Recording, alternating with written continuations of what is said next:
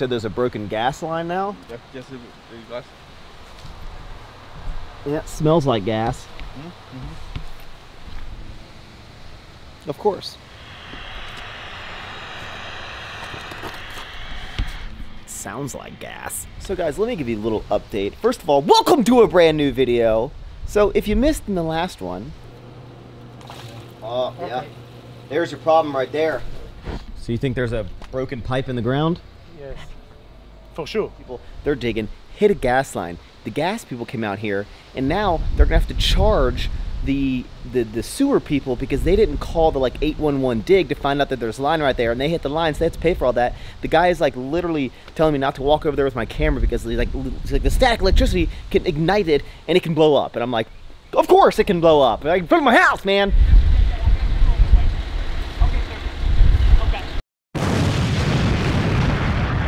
Okay, so update on the hole. The gas line was fixed and the house did not explode, so that's always good. And you see the pipe that goes right there and the pipe that goes right there. Well, normally it, you know, connects, and then here is the piping. But as you see, there's a big old crack in that one. And I'm sure that a big old crack made this problem. You get it? It's like a toilet joke. Anywho, they're gonna fix this pipe. They're gonna put all the dirt back in the ground, and then I'm never gonna have another problem in this house for as long as I live here. And some people were like, you know, Max, dude, the homeowner like knew about all the problems. I'm like, you know what? I don't think they did, Johnny, Becky. I don't think they knew that the water was leaking through the inside of the walls until someone came along and ripped the walls apart, right?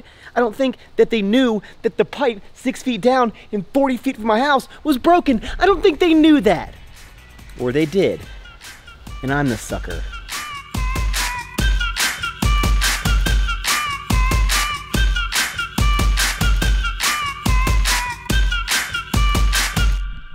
Hello. Hello. I'll be right back. I'll be right back. I love you. I love you. You know what I don't love is this door. I ordered my new fancy schmancy door like 2 months ago, and I kept saying, it's gonna be delivered at the end of September. And then it was like, it's gonna be delivered at the end of October. And now it's like, it's gonna be delivered in the middle of November. I'm like, just give me my door. Okay, let's play a little game that a lot of you may do on the weekends. It's called Find the Hole. As you see, you can't even tell that there was a 6-foot hole. Actually, you can, because they just kind of laid the grass on top of, you know, the hole, and then it's like just like all the dirt. And I'm not really sure what I expected. Are there any grass experts out there? Is this grass gonna bond to that grass? Is it gonna go back to looking like normal, or is it always gonna look kind of out of place, similar to me in this neighborhood? But you know what? I'm putting out in the world that that was the last bad thing that it's ever gonna happen with this house. It's smooth sailing from now. It's nothing but butterflies and, you know, beautiful memories with Mr. Dude. But I feel like we can learn something from this situation, right? Because, guys, pipes are kind of like relationships, right? Let's say you have a pipe, okay? You love the pipe. You're like, this pipe is everything that I need, and you're just like, you're super happy, right? And then one day your pipe starts Snapchatting someone else, and they're like, what the heck, pipe? And they're like, hey, it's just a friend, relax. And then out of nowhere, your pipe starts to crack. Your pipe starts to break, and before you know it, it's destroyed. And you're like, what am I gonna do without my pipe? I'm never gonna find another pipe. I don't know what to do. And then you get a new one, okay? And then before you know it, you're kind of like, that last pipe, it's kind of a bitch. Okay, so now that we got all the bad stuff out of the way, right? Fixing all the dumb crap with this house that we're never gonna have to worry about ever again. It's just gonna be perfect now. I wanna show you a little upgrade that I had done over the past couple days.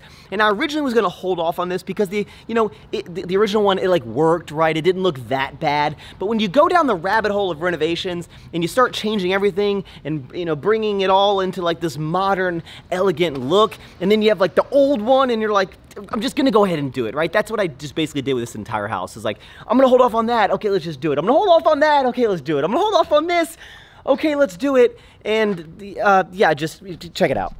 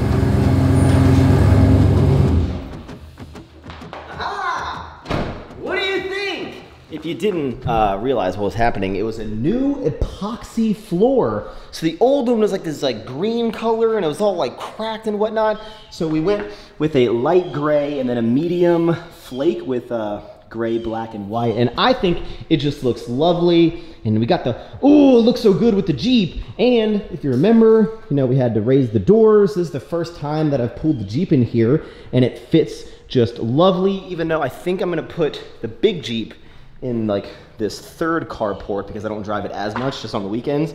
And then the daily, I'll bring into the main thing. But what do you guys think? Do you like it? Do you like it? I just love it. And I think it was worth it. And to be honest, I think this is like the last big upgrade that I needed to do in the house. But see, the problem was I had to take everything out of the garage, so I have to pull it all back in.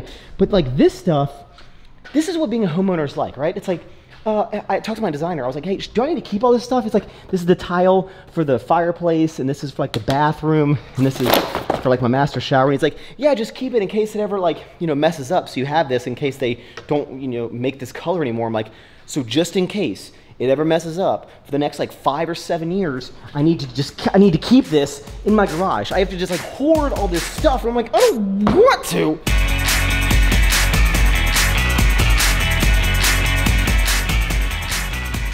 You know how sometimes people do things that they think everyone is loving, but really no one wants to see it and no one cares, and it's actually pissing everyone off? It's kind of like when someone goes to like a show and they're like, I'm gonna put this on my story, like 50 stories of this show, everyone's gonna wanna like see this, and it's like, no, everyone's just like... That's exactly how I feel when I do these little M&M stories. If you don't follow me on Instagram, it's at Maxx Chewning, and the new thing is I take pre-workout, but I wrap M&M. Because it's one of the few talents that I have, and to be honest, I only, like, everyone thinks that I'm just like a wizard at it, but really I just know, like, you know, the same like 30 songs, and I just keep like rotating through them so no one catches on. But I'm gonna show you how I do it, and you're gonna be like, wow, that was just as dumb as when I see it on Instagram.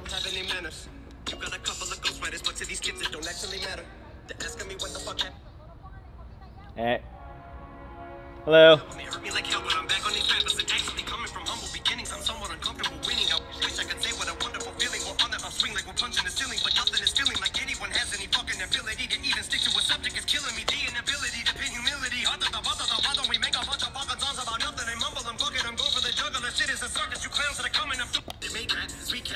I wish I could say what a wonderful feeling. We're on the upswing like we're punching the ceiling, but nothing is feeling like anyone has any fucking ability to even stick to a subject. It's killing me, the inability to pay humility. Hubba why don't we make a bunch of songs about nothing? I could say what a wonderful feeling. We're on the upswing. Okay, so I want to give you a little update on my current training. We are 4 weeks into a new program, actually written by one of my longtime friends, Nick Wright. NWB, he's a YouTuber. He's actually the reason why I got onto YouTube. Without him, there'd be no me. And what would your life be like without a little Maxi Poo a couple times a week? But I used to always joke with him about how he would never be stronger than me, especially at deadlift. And now he can match my deadlift at 650. He can squat, I think, 600. And his bench has always been fantastic. I do believe he's hit over 400 pounds. But he has this 8-week program that I am currently in the middle of. And I'm a huge fan of running programs. I've worked with a lot of different coaches. I've ran a lot of different programs. I've seen results from all of them. And I love switching it up. I love changing my training routine and trying different stuff because it keeps the gym exciting. So right now we're at 240 pounds for our top single. And you know, I've hit 315, so doing like 240, it's very humbling to be like, wow, like Max, you've been out of the strength game for a while. You need to focus, man, because you're stronger than this. And that's what the program is for, is to get my ass back into gear. Hopefully after these 8 weeks, we get a lot of our strength back, and then maybe we can continue on the program, continue peaking, you know, get maybe our PRs up, and then we'll figure out a competition. But I'm gonna show you this top single here so you can judge the speed. And yeah, I'm excited. It's been a cool program so far, so I'm excited to see the results that I get in 4 more weeks.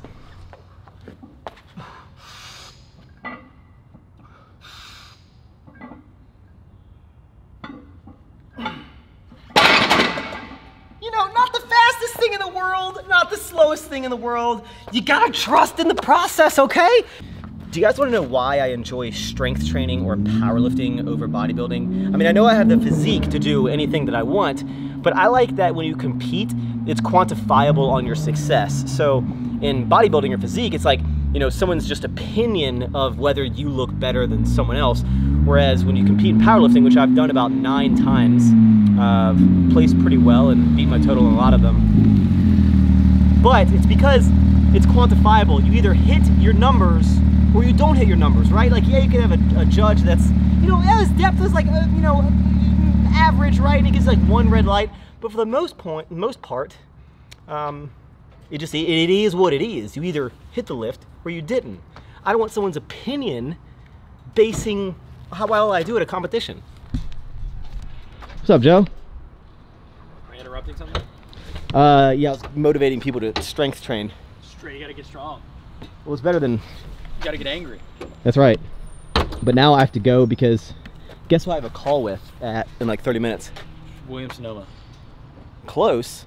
And we started it in September of 2019, and then we've grown into a lot of kind of like one-off, like mom and pop retail stores, whether that be independently owned franchises such as like a 7-Eleven or just a kind of like a random grocery store. Okay. Well, yeah, it was great connecting with you. I'm definitely excited. We'll talk next week, and then we can kind of, you know, just keep the conversation going. And I think everything is super doable. This is a super exciting opportunity, so I appreciate the time and the email you reached out. So this week, I've gotten contacted by 3 of some of the biggest retail chains in the entire country showing interest in bringing sour strips into a couple hundred of their stores as a test in the middle of next year. And it literally is scaring the shit out of me because I'm like, what? Like I can't fulfill that at this point right now. So I have, if everything goes well and they want to bring us in the middle of next year, I need to scale everything up so much more than it already is. And we're like crushing it, right? But getting into these stores and having like a rollout into even like half or even more of their entire retail locations would like rocket ship sour strips on an upward trajectory of like growth. And it's just like, it's scaring me because I'm like, I don't know what I'm doing. I make clothing and stuff, and then I started this candy thing, and like I don't know distribution.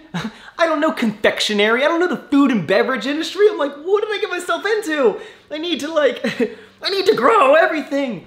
And I'm just so excited because like, oh, I keep telling you guys, sour strips it's the thing. It is the thing, dude. It's the thing, man. You excited? He's excited. I don't know. I'm just like, oh my God. Jesus Christ, I almost fell. Okay. Happy Halloween, everyone. Can you guess what I am? Can you guess? Max, are you a ballerina? well, let me reenact the scene and see if you know what it is. I'm ready to go in, coach. Just give me a chance. I know there's a lot riding on it, but it's all psychological. Just gotta stay in a positive frame of mind. I'm gonna execute a button hook pattern in super slow-mo.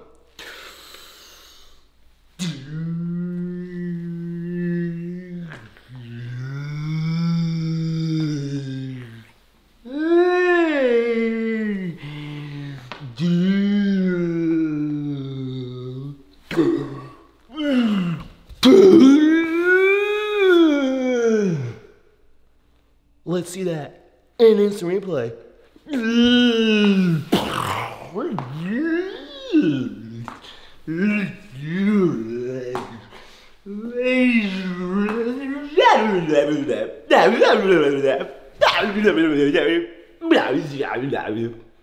That's right, dude. We are Ace Ventura Pet Detective, which I'm sure most of you got if you're under the age of like 24. I'm not sure if you've ever seen the movie, but Ace Ventura Pet Detective, go watch it. I'm going to a little soiree this evening for Halloween, and now that I'm in a neighborhood, I'm like, should I put some candy out? I feel like with Corona, no one's gonna be coming here. I'm just gonna be like, everyone, you take one. I'm not gonna lie, when I went trick-or-treating as a kid, I was, okay, I don't know if I should admit this. I was the kid that if someone did this, I'm filling my whole damn pillow sack with the candy. Like, I'm taking all the candy. I was that guy. Oh my God, Max, you're such a jerk, dude. I hate when people do that. I'm just saying, you know, I got better, but sour strips for everyone. I'm probably gonna come back and no one's gonna take any. But I'm gonna wrap up the video here. I hope you enjoyed it. If you could smash thumbs up button, I would really appreciate it. I will see you guys in the next one. Eat more sour strips and ever forward. Oh, you're so cute. I didn't even tell him to do that. Woof. See you guys in the next one. Peace.